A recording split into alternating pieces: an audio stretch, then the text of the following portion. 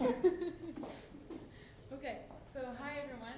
My name is Tatiana Ruiz and I work with Dr. Charivar. So I'm part of the vision group of McGill. And today I'm going to talk to you about how I see concussion. Basically, I use visual perception to probe the brains of people who've had a concussion. That means that, visual perception is how your eyes and your brain work together to make sense of what the world around you looks like. And traumatic brain injury is basically what happens when your brain wobbles around and just crashes into your skull when you have an accident. And let's just think about your brain as a group of neurons. And so let's just say that it's actually a group of people. So we'll have two groups of people, and both groups will be asked to do, let's say, just solve 3 puzzles. Okay? The thing is, in the first group, there's only 1 troublemaker that I added in there. In the second group, I added 5 troublemakers. And those troublemakers are really there to just mess up the whole process and try to, against teamwork, really the opposite of teamwork.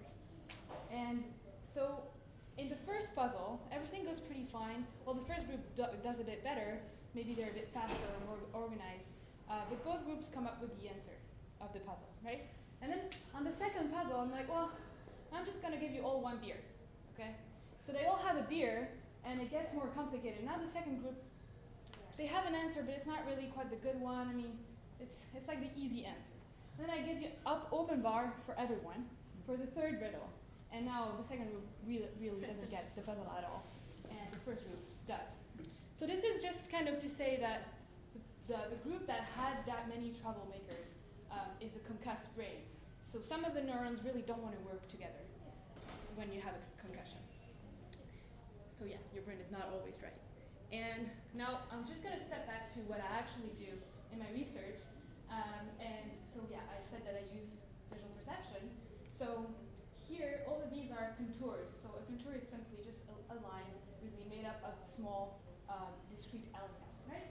And when you don't add any noise, it's pretty easy to do the difference between a good continuation contour and a bad continuation contour.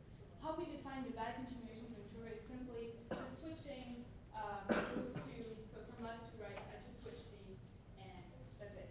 Okay, so I present my humans, hate humans, with four contours, 1 in each corner of the computer screen, and I ask them which one of those is the good continuation contour. And as you can see, when there's no noise, it's pretty easy to see the difference. But when I add some orientational noise, which is to say some of the elements are just going to get randomly kind of jittered, and even more noise gets even more complicated, especially for contours that are almost flat. So this gives me a percentage of good answers, so how well you do at differentiating a good contour versus a bad contour. And with a mathematical model that I can't explain right now, we just find the internal noise. We model the internal noise with good and bad answers and how much you can tolerate external noise. And this brought us to think that actually traumatic brain injury makes your brain noisier, which means that, well, if you think about it in this way, let's say that, the other people, not the troublemakers, but the other ones, they want to, the goal of them is to silence the troublemaker. So they want to inhibit the bad neurons, okay? And it seems that there's a problem in inhibition in traumatic brain injury.